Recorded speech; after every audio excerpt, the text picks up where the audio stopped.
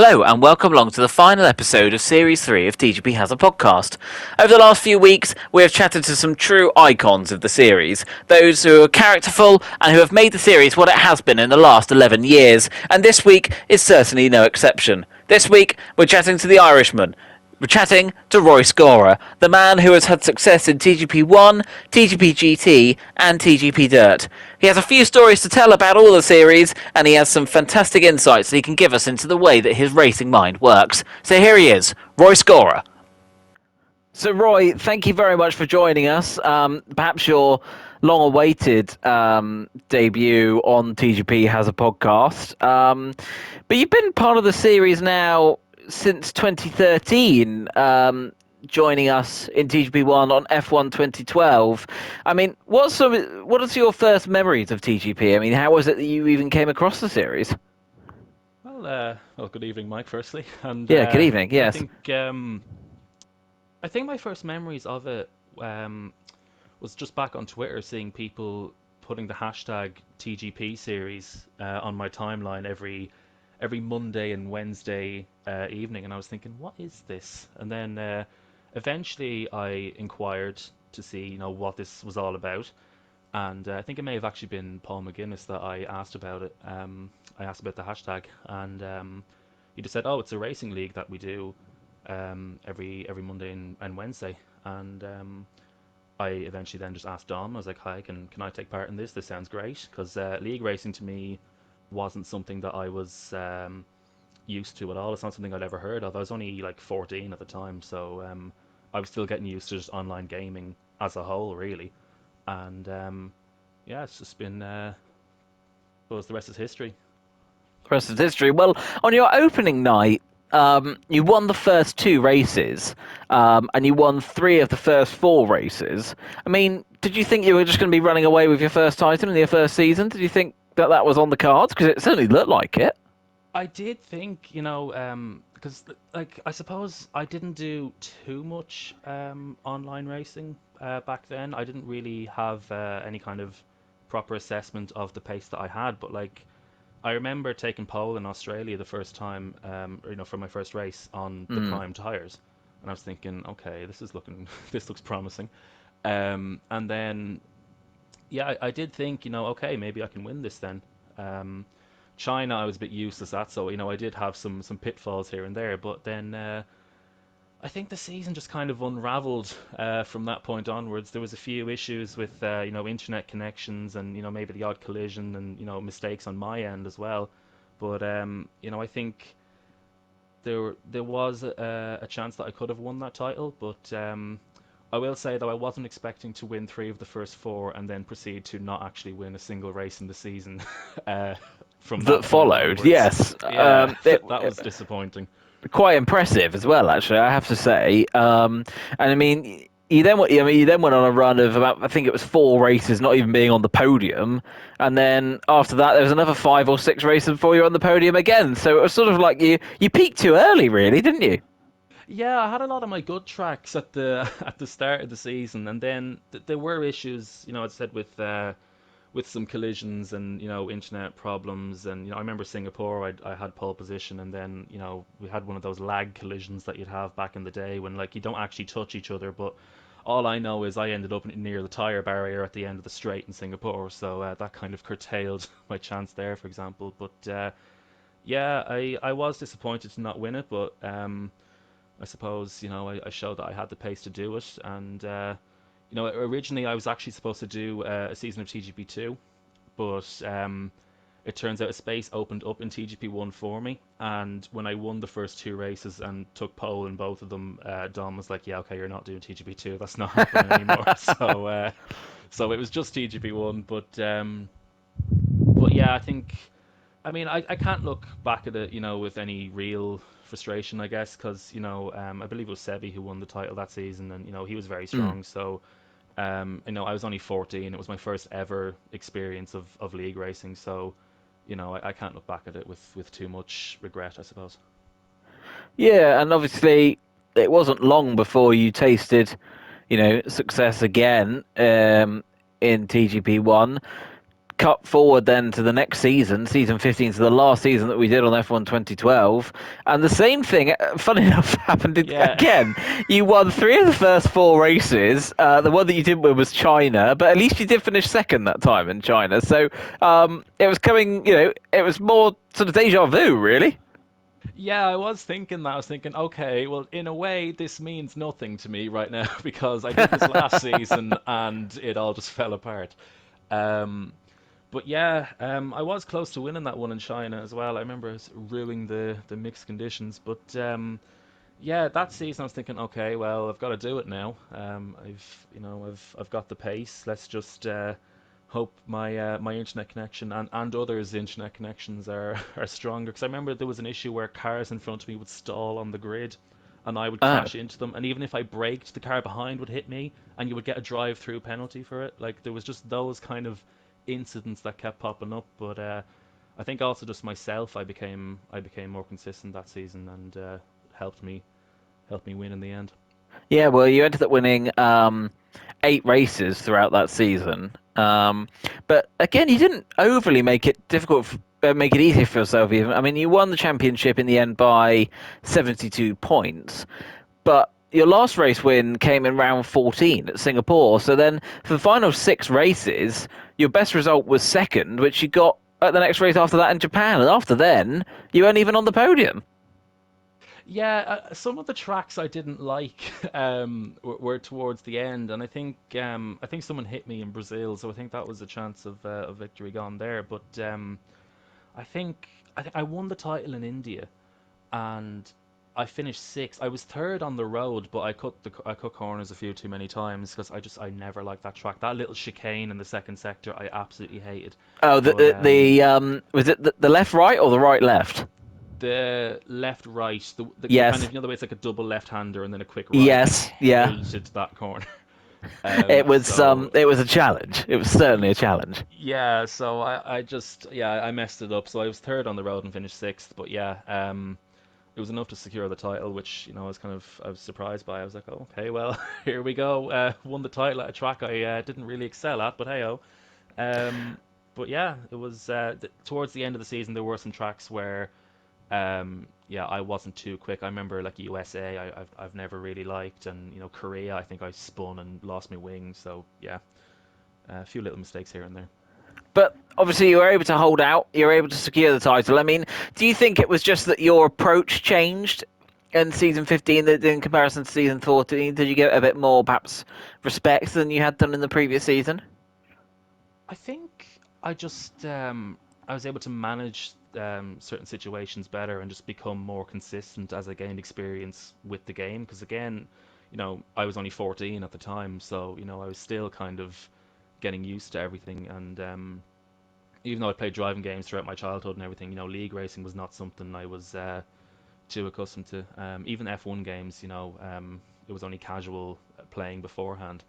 So I think the first season I'd have silly crashes in places like Monza and stuff, and then the season after I would win it because I knew I had the pace to do it. So I think just a little bit more practice, a little bit more experience, and I think everything then just everything gelled together.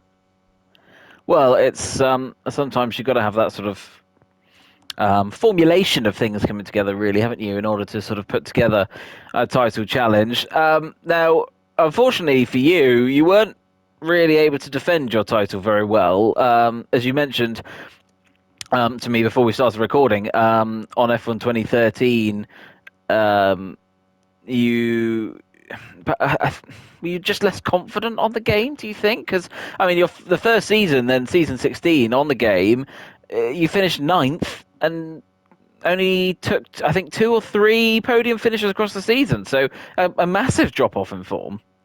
Yeah, I remember, like, as we said, in the first two seasons I did on 2012, I won three of the first four races and had over 90 points from those first four races. And then I remember the season we began on F1 2013, at that same period with the exact same tracks, I had four. So my tire wear was horrendous. I would have to two stop most of the time. And I think actually in Malaysia, when I went in for my second stop, I actually went too wide and crashed out of the race anyway. So it was yeah, a very poor opening to my title defense. And to be honest, it didn't really get much better from that point onwards. I did sneak the two podiums and a pole position at Spain, which only really came about because of I put the right tires on at the right time. I kind of did a Nico Hulkenberg on that one, but yeah, the pace just wasn't there. I don't know. I always struggled with tire wear and also just the rear end in general because like my pace just in general wasn't that great. It was better than um like my quali pace was better than my race pace because tire wear didn't really matter. But then yeah, the races was it was quite a struggle. Well, that's it never helps. You've got to try and get those things to come together in order for you to be able to put together a strong season. And when you don't have that, you sort of end up languishing, really. And I guess that's sort of what happened in that first season. Now, things got a little bit better from then on, as the season sort of went through. And I think by a couple of seasons later, you were back finishing the top three in the championship again. But again, only picking up, I think, one race win throughout the season. Where we had the likes of James O'Connor coming back and winning titles, Jonas coming into the mix as well. I mean, it must have been tricky, I guess, sort of seeing your pace disappear after sort of coming in with such a storm when you first came to TGP. Yeah, and I think it was just kind of confusing because I had no idea why it was the case. I don't know why I was struggling with any kind of traction because I think at the time I used full traction control, so like nothing made any real sense. I was like, well, hang on, how am I struggling? If I have assists on and everything. So um, yeah, I never understood why I would struggle so much. And I think in that And season, do you think that's because the field became stronger, or? I think the field was largely the same because I remember Sebi, for example, you know, the season 14 champion and season 15 runner up, he was also struggling with the new game. He didn't gel with it either, and it was just I don't know, just the way the physics changed for that game just really really didn't suit me, and I don't know why. I could probably go on it now and still be still struggle to be honest. And do you feel frustrated that during that sort of period of time, you only won one TGP1 title? Do you feel that there was more in the tank? I guess if I do think back to season 14, like my debut season, I guess maybe that was a missed opportunity, but again, as I said, like you know, um, I can't look back too angrily at that one because the inexperience that I had. But I suppose it's weird, like the pace from that point onwards, from 2013 onwards, just hasn't reached that same level. It kind of did on 2016, but other than that, yeah, the pace on F1 games just hasn't been there for me. And and obviously you've recently returned to TGP1 in sort of recent years. Have you sort of enjoyed coming back? And obviously it's a different area of the field you're mixing in now, sort of racing in the midfield, which is a very competitive, obviously area of the field. I mean, have you enjoyed coming back to TGP1? Obviously, currently racing for AlphaTauri in the current season of TGP1 at the moment. Yeah, I mean, I think I have been enjoying it. It's I kind of find myself doing a lot more defensive work than than overtaking the cars in front of me. But yeah, I mean, I think qualifying, I'm a little bit stronger than I am in the race. I've also moved to a wheel for 2021, well, the F1 2021 game, and I think that I mean, certainly in terms of tire wear, has definitely helped me out quite a lot. I'm still getting used to areas like traction and everything. I think that is a bit more difficult on the wheel. I think every wet race we've done, I've had a spin, so still very much getting used to that. But yeah, I mean, I think the pace, if I look at the current season, is a little bit better than it was last season. So there is improvement to be had, and I hope to be returning to the front because even though I do enjoy the battles and I do enjoy being able to squeeze whatever result I can out of the car and well out of myself really because it's the same car, but you know what I mean. Um, I I do miss being able to fight at the front, and I wish that was something I was able to do a good bit more often. Do you see it coming back? Do you see you being able to refine that form and compete at the front again in TGP1? I hope so because I think Do you think it it's look as you'll get more used to the wheel and those sort of benefits that it has? yeah, I think, as I get used to the wheel, and also like I think there's specific corners that I struggle with more so than others. Like slow speed corners I tend to be quite weak at. And I think for the 2022 game, I need to either turn traction control off or finally learn manual gears because I've been a bit of an You're auto an auto gear gears even on the wheel. even on the wheel, yeah. Oh, interesting. Because I just said to myself, well, I don't want to, overload my brain with, with everything, all this new stuff. I don't want to, I want to just learn the wheel, full stop, and then build it up, because otherwise it's just sensory overload, or at least Mhm. that's, the way I've been looking at it so far. But Oh, I can vouch for that. I mean, I tried to do everything at once and it was hell. yeah, like it's not going to happen for me straight away. So I think I've got to a point now where I am comfortable racing with the wheel. I've had some pretty close wheel to wheel battles, and I feel confident now that I'm not just going to understeer into the side of someone else's car. Because I remember that being a big concern for the first season of F1 2021 we did for TGP1. Um, I remember thinking, okay, well, I can do a quali lap. I'm fine driving on my own, but I've not really done a whole lot of wheel to wheel racing. But I think I've done plenty of it now. Again, more so defensive, but Takes a while to get used to, doesn't it?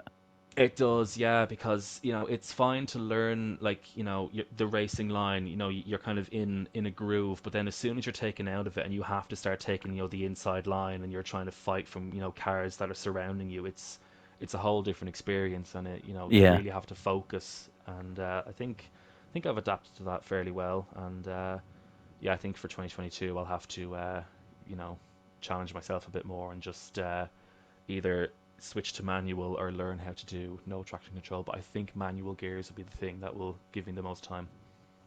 Now, obviously, we talked a lot about TGP1 so far, but it's by no means the most successful series you've had in TGP. We've got to talk about your your dominance, I guess, from TGP GT.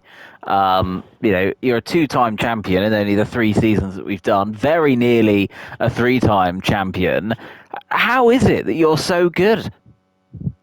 I think, I suppose maybe I have a bit of an advantage in terms of just Gran Turismo games, because I think I've been playing Gran Turismo, or I first played Gran Turismo 4 when I was about 6 or 7. So I spent a lot of time as a kid, just playing that, and then it evolved from there. I also played GT Concept back at that time, and also a bit of GT3, not as much as GT4, but yeah, and then it then just evolved into GT5, GT6. And I remember wanting to do a league on GT6 back at the time, but I think GT6, the way it was released, it was on the PS3. Everyone else was on the PS4. It was never going to Mm. happen.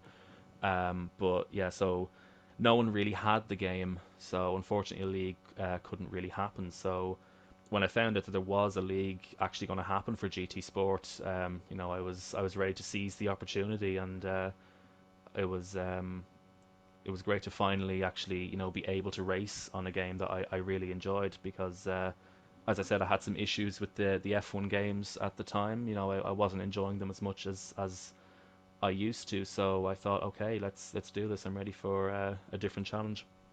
And were you frustrated that it took so long to get a GT League in TGP? Obviously, when we spoke to Johners a little while ago as well, him and yourself were, you know, always sort of trying to push to get the league set up on GT Sport, particularly when that game came out in, gosh, I think it was 2016, 2017, wasn't it? So were you frustrated that it took until a pandemic and 4 years and the game being free for to finally have a league on it? Well, I think it is understandable in a way as to why it did take so long, because it's a whole new series. We did have to convince a few people to actually get the game in the first place. And I think as I said, we probably did benefit from the pandemic in that sense that more people were willing to give it a go. And also, I think Project Cars 3 being rather different to the first two versions of the series. So I think Gran Turismo just seemed like the logical option at that point. But I mean, GT6 was never going to happen, so that was fair enough. It was still on the PS3. But GT Sport, yeah, I mean, I say maybe it's a pity that we didn't start it maybe a little bit earlier, and maybe if we could have squeezed maybe 4 seasons on GT Sport, but I think it is understandable why it did take as long as it did, and I've no hard feelings as to or I'm not really ruining the fact that it did take as long as it did. So I suppose I'm just glad it happened in the end. And obviously, it did eventually happen. Now, the records that you hold for TGP GT, are incredible. You've had the most of everything so far, and it just Co-op finally was able to put together a challenge against you. But we'll come back to that in a second. Seasons 1 and 2, where you were just sort of so dominant, yeah, across 16 different tracks during the season as well. It was very rare that you came unstuck. Only were ones that really favoured Court and at the time, obviously, him using the wheel. So, how is it that you can be so diverse across so many tracks in a season? Yeah, I don't know. I think that was my main strength. I think the versatility that I had across the season. Perhaps also I did have a good bit of experience with the game, so I did know every track going into it. But yeah, I think I found a car that suited me. That the Lamborghini for the most part was. I found a very fun car to drive, and I think I managed to just find a groove with that car, and it for the most part, it really benefited me throughout the season. And you used the Lamborghini through all 3 seasons, with some very iconic liveries, we have to say, which is always very nice. Now, I mean, is that just because that car just suits you down to the ground? Is it because of the way that you're able to drive it? Is it just because naturally it's just a quite good car? I mean, how do you think that sort of works? I think I do think it is a competitive car. Oh, Just hang on. I pressed the wrong button on my thing. Bear with me. mhm, Can you start that answer again? Sorry. mhm. Well, I think it is just a strong car. To begin with, I think it is a competitive car. It's got good straight line speed, good acceleration.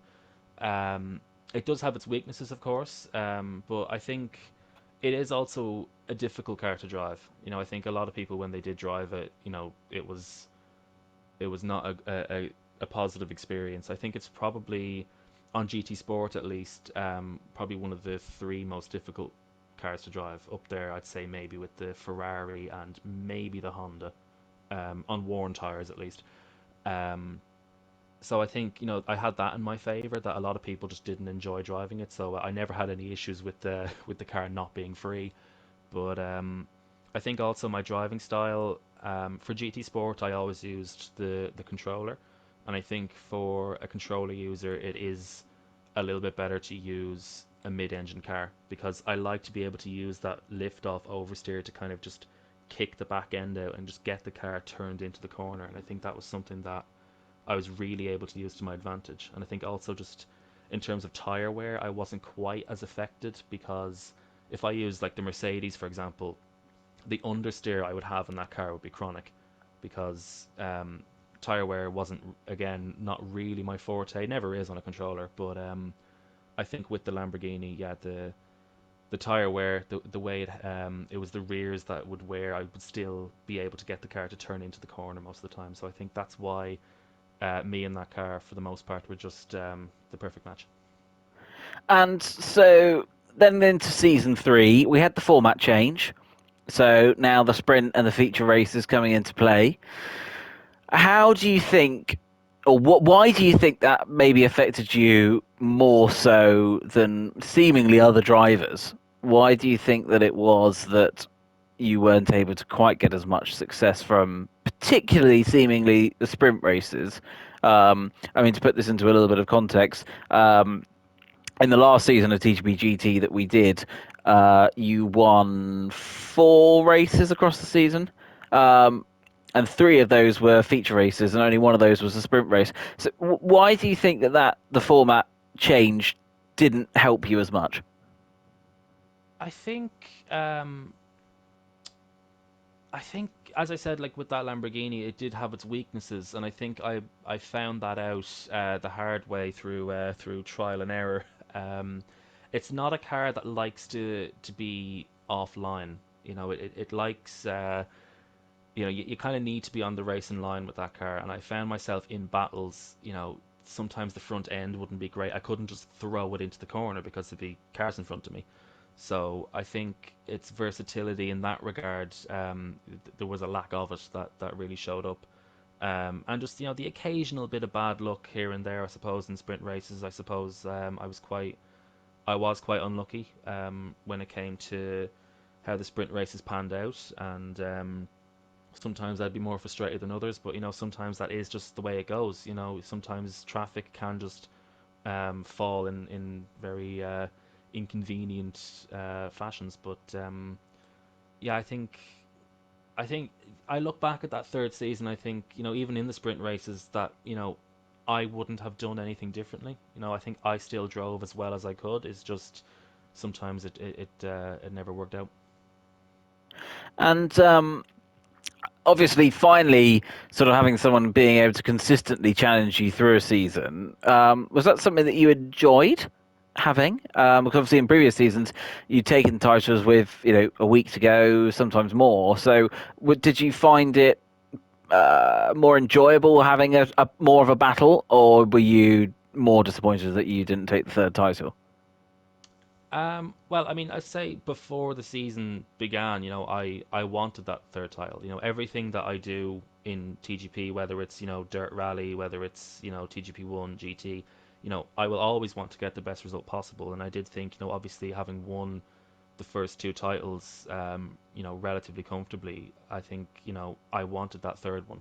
But I will say though, the battle that we had was very enjoyable, and I did genuinely enjoy having it because Kurt is someone that I get along with on and off the track. He's a great person to race with, and some of the battles that we had in across all 3 seasons were highly enjoyable. So, it was actually I was genuinely happy for him when he did win the title because there were many races in the first 2 seasons that I felt could have gone either way, whether it was maybe strategy calls or just he was just right behind me the whole way. So um, I always said that he just needs a tiny little bit more pace, and he can really fight for a title. So because his race pace was stronger than his qualifying pace, and there were many races in the first 2 seasons where he would push me, and I I was happy for him when he won it, and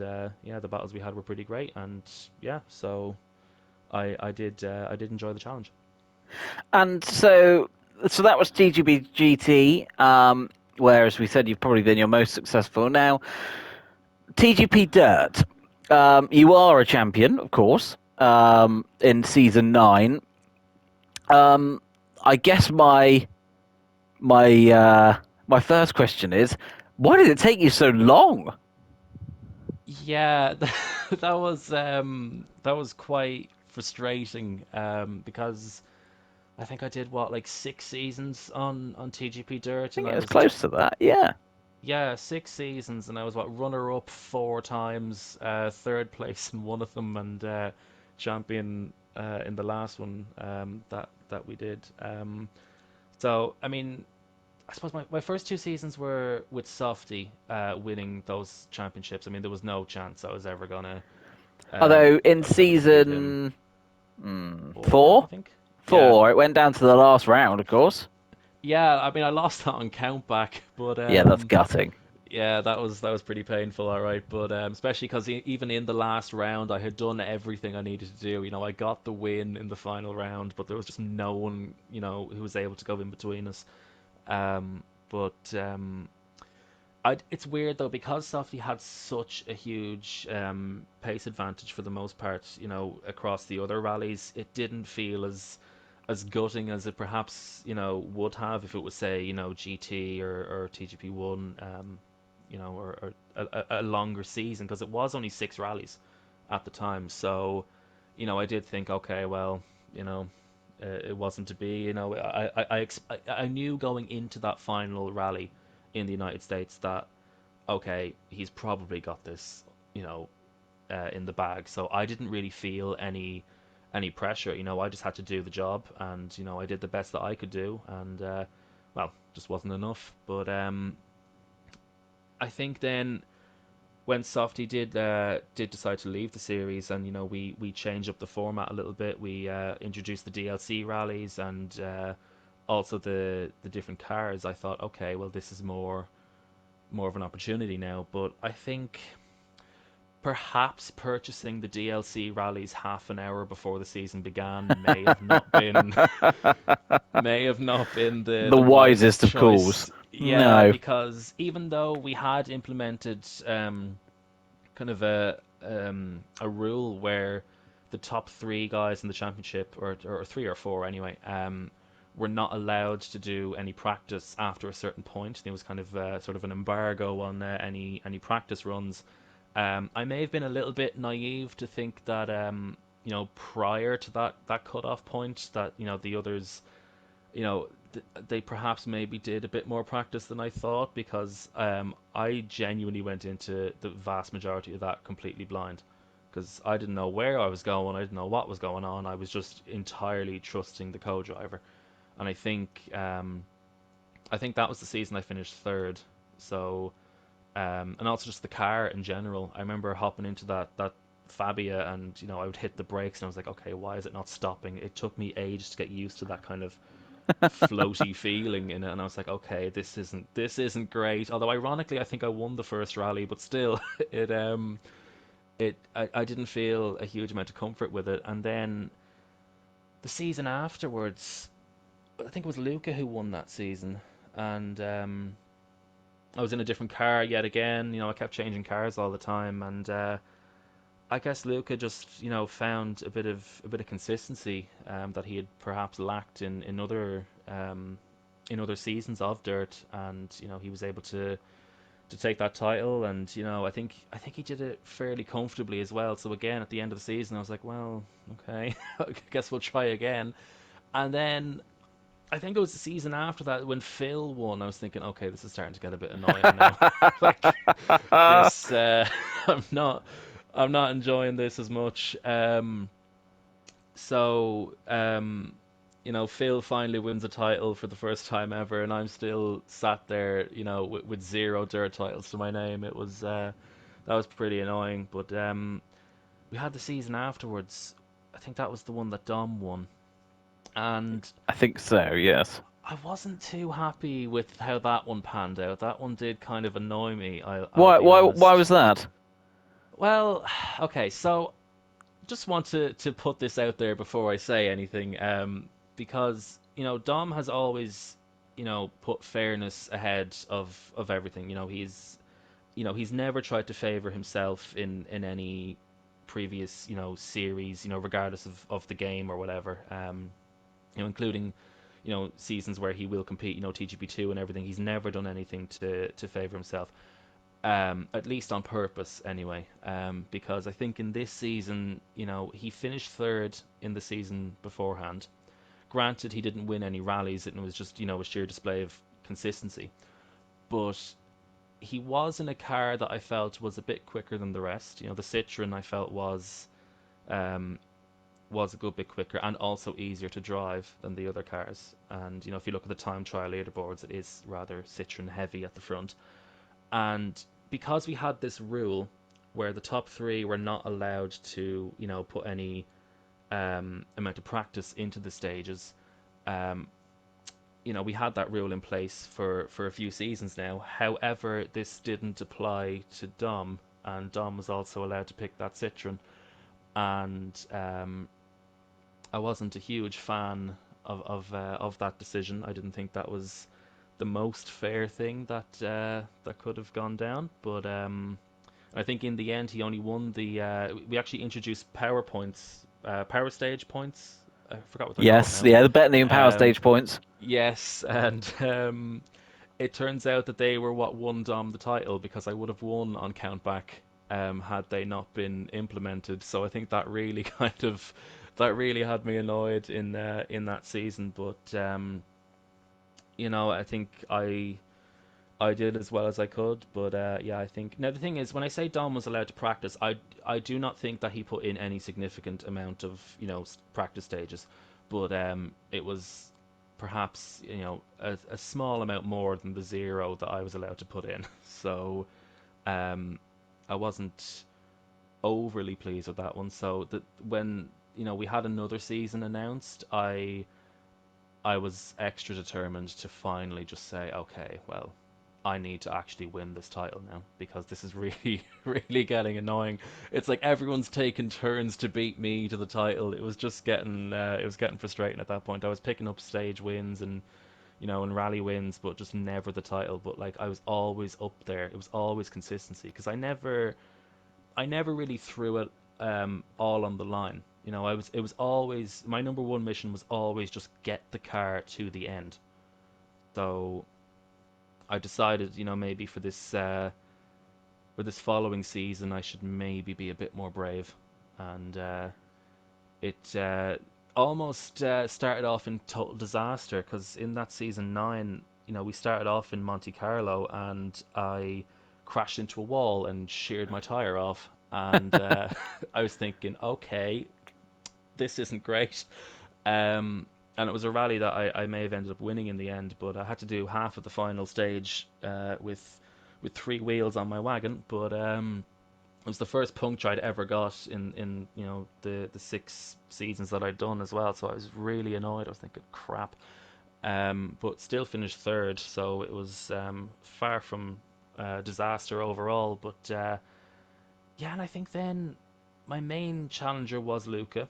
Um, he was also he was in that Citroen and was allowed to put in the practice runs. But I think I benefited a lot from his lack of consistency because he did have a kind of win it or bin it mentality. I think throughout his time in TGP Dirt, which is it's almost a surprise that he won the championship he did, I suppose. But he always had pace though, so it was just consistency that wasn't really his forte, and it was yeah. Ironically, it was quite comfortable in the end, the championship win that I had in that season of Dirt, because I think I won it by over 40 points because everyone else just kept taking points off each other, whereas I managed to just be up there. I think I was on the podium for every round. So finally, it was it It was a great finally happened. relief.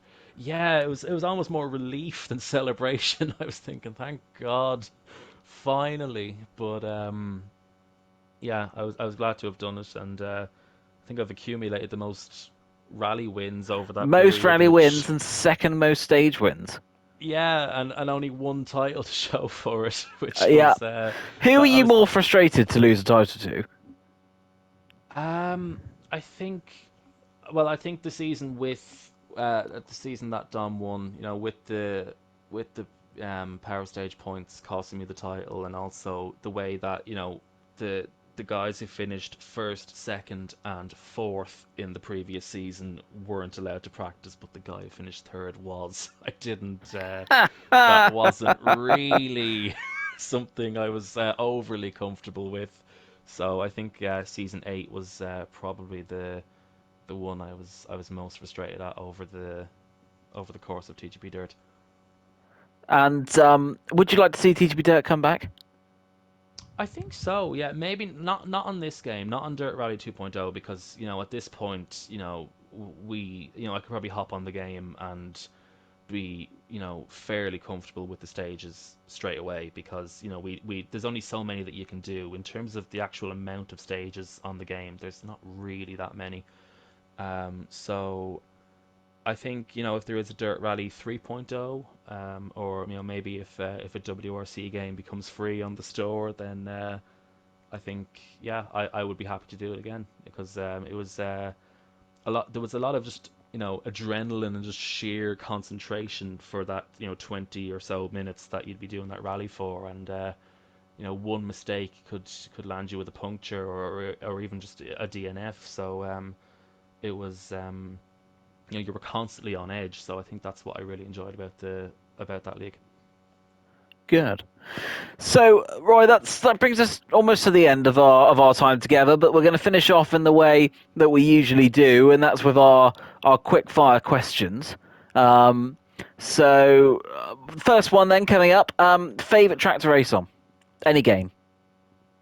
Oh, do you know what? This is a very unpopular one, I'd say. I actually really love San Croix Oh on Gran yes, Turismo. Yeah, 100% the agree. the B layout. Yeah, I Oh, what a layout! I love Suzuka. Not on the F1 game. It's terrible on the F1 game, but I love it on Gran Turismo. But I tell yeah, you so what, that Sanqua B, that turn one, I don't think I've ever come across a more a corner where you can just be so inconsistent for no real reason. I mean, one lap you can absolutely nail it, and the same lap, the next lap later, you think you're doing exactly the same thing, and you end up a meter off the track, or suddenly you've taken all of the green curb. yeah, it's very difficult to be consistent around it, and I think it is really satisfying when you get to nail a qualifying lap around there, but also just the racing that you get around there. There's just so many straights around that track where there's just passing in every sector of the circuit. So yeah, I've always just found that to be a really enjoyable track to race on. I think definitely one of the better tracks that Polyphony have introduced to the series in recent times. Completely agree. Now, what's the least favorite track to race on? Oh, okay. Do you know what? I actually really don't like Portimao. I know that's Oh, yeah, I know. I just there's something. Do you know what? I think that is partially because of the F1 game physics. I've only ever actually done it on F1, so maybe if it came to Gran Turismo, I'd be a bit more warm to it. But it's just a circuit I've never really enjoyed. But also, actually, another one I really don't like. Actually, don't. It's not Portimao. It's Mexico. I do not okay. like that track at all. I've never gelled with that circuit, and I do support Sergio Perez, so maybe it's a bit ironic, but like I just the track is just something I've never enjoyed driving on. So actually, yeah, I'd say Mexico is probably the one I least enjoy. Who's your favorite person to race against? I've really enjoyed the battles I've had with Kurt throughout the races we've had on TGP GT. I think he can be aggressive and fair at the same time, and it's there's never any real wild moves that happen, and I think we can be fair with each other, and yeah, we've had some fairly tasty battles throughout the 3 seasons that we've had on that game. Least favorite person to race against? Hmm. I need to think now. Ah, I think there are some drivers that they come up behind you and you think, oh no, what are you gonna do now? But I think from the incidents I've seen, I think you know maybe CJH can be a little erratic, as can Jake Davies. More so on GT, because I think you don't get the instant damage if you touch another car. Um, maybe if Phil Bardwell is within was within about 7/10 into a braking zone, I think you do have to think, oh no, I should probably check my mirrors, use that rear view camera, and see what he's up to. But I don't think there's maybe not any particular standout names, but there maybe are one or two drivers that you need to be a little bit more wary of than others, and I think maybe I've mentioned them at this point. I'm gobsmacked that my name didn't come up there, but I'll take Well, that. okay, okay, Cage. Okay, I was being nice. Every now and again, I do think, is this gonna? is this gonna work out? But and I think maybe I'd maybe this is just out of recent bitterness, but I'd maybe throw Cam on there after the incident that befell me in Australia, where I was spun around after Yes, fighting for a yes. podium. I'm surprised he didn't pick up a penalty for that one, but that is on the TGP YouTube channel if anyone's I was wondering what commentating over happened it. there. Couldn't believe it. You I was were. gutted for you. Yeah, podium on merit. It was looking good, but yeah, I think he hit Aiden, and then Aiden's car hit into mine, and yeah, I was actually maybe I was surprised it wasn't Aiden's fault. So maybe Aiden's someone I'm maybe a little bit more wary of as well. But yeah, I was very angry after that. I don't normally get angry at incidents, but that really irritated me. And finally, then, what game would you like to see um, a TGP series on? Hmm. Well, I suppose GT7's obvious, so I suppose I'll think of something else. Um, I've always enjoyed the casual racing that we've had on Wreckfest, but I do think because it is a game where the objective is to crash into people, that may end up getting a bit messy, and it may need to be a bronze title if it were to be added. Um, I remember when Crash Team Racing Nitro Fuel came out. I remember thinking, oh yeah, this would be great for TGP, a nice little bronze title. But it turns out I had a lot of muscle memory from childhood, and I was a bit quick at that one. So I think that was quickly shut down. But I think, yeah, I think Wreckfest could be fun. Um, maybe with some rules that we don't deliberately just try to ruin each other's races. But yeah, I think Wreckfest is a pretty fun game, and was enjoyed by those who did avail of it when it was free on the PS Store. So I wouldn't mind actually a return of Rocket League as well, because I never actually got to do TGP Rocket League when that was first when that was a thing. So that's something I'd like to see a return of. But in terms of a new game, then I suppose GT7 and maybe Wreckfest in there as well. Mm. Well, Roy, it's been a pleasure. Thank you for your time. Thank you for your honest answers as well. Um, and we will look forward to seeing how you get on, obviously, in TGP1 this year. Um, hopefully, you can find a bit of purple patch and form, and hopefully, we'll see you participating in TGP GT. And who knows, maybe there'll be a return of TGP Dirt in the future. Who knows? But Roy, it's been great. Any last words for us today? Well, I suppose nothing really. I think I've kind of said all that needed to be said, and yeah, well, okay. I may hear back about some of the We comments might that get have some been feedback made. on this. You never know, Roy. Yes. This episode could actually never be aired. Who knows? Yeah, I think it may need to go through some screening before it gets published. But yeah, but I did make that I did make my statement before I made the Dirt Rally comments. So hopefully it won't be too much on the wrong foot. But I guess we'll see. We'll see how that pans out. We could see this podcast shortened drastically, where Dom just removes every mention of TGP Dirt from this podcast. Yeah, a third of it may just be slashed. Yeah, so if this podcast is a good bit shorter than the rest, then yeah, that may be why. Excellent stuff, Roy. Thank you again, and we'll look forward to seeing you on track soon. Thank you very much for having me. Cheers.